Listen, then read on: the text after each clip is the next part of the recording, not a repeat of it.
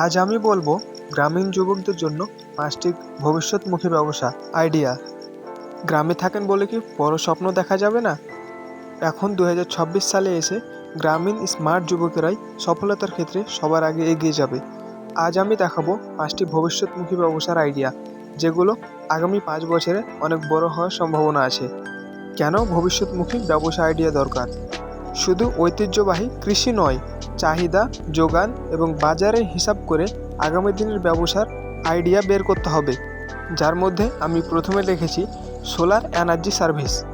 এখন 2026 সালে এসেও এমন অনেক গ্রাম রয়েছে যেখানে বিদ্যুতের সমস্যা রয়েছে, আর এই সমস্যাকে কাজে লাগিয়েই আপনি তৈরি করতে পারেন আপনার একটি ব্যবসা। এটি খুব জটিল ব্যাপার নয়, কিছুদিনের ট্রেনিং এবং ছোট ইনস্টলেশন সার্ভিস রাখতে হবে, আর এখান থেকে প্রতি প্রজেক্টে ভালো পরিমাণ আয় করা সম্ভব। Number 2, agro processing. কাঁচা পণ্য বিক্রি না করে প্রক্রিয়াজাত করুন।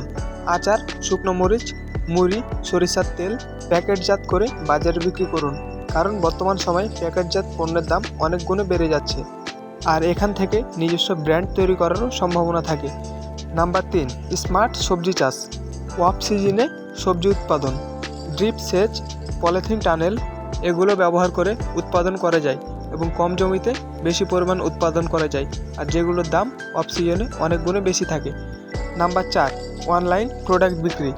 গ্রামের পণ্য শহরে বিক্রি, ফেসবুক পেজ, কোরিয়ার ডেলিভারি, আর ভবিষ্যতে এই ই-কমার্স ব্যবসা আরও বড় পরিমাণে করা যায়। Number 5, digital service, freelancing support centre. গ্রামে বসে অনলাইনে ফর্ম পূরণ, প্রিন্টিং, গ্রাফিক্স ডিজাইনিং শেখা, ইউটিউব সার্ভিস তোদের জন্য খুব উপযুক্ত। এখন কোন ব্যবসাটি কার জন্য উপযুক্ত? যদি কিছু পরিমাণ জমি থাকে তাহলে স্মার্ট সবজি চাষ, টেকনোলজি পছন্দ করলে সোলার সিস্টেম চালু করো, কম পুঁজি হলে অনলাইনে বেচা বিক্রি করো, দীর্ঘমেয়াদী ব্র্যান্ড চাইলে এগ্রো প্রসেসিং করো। গ্রামে বসে থাকলে পিছিয়ে পড়বে না।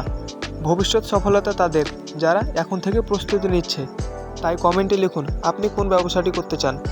আর ভিডিওটি ভালো লাগলে একটি লাইক দিয়ে চ্যানেলটি সাবস্ক্রাইব করে দাও।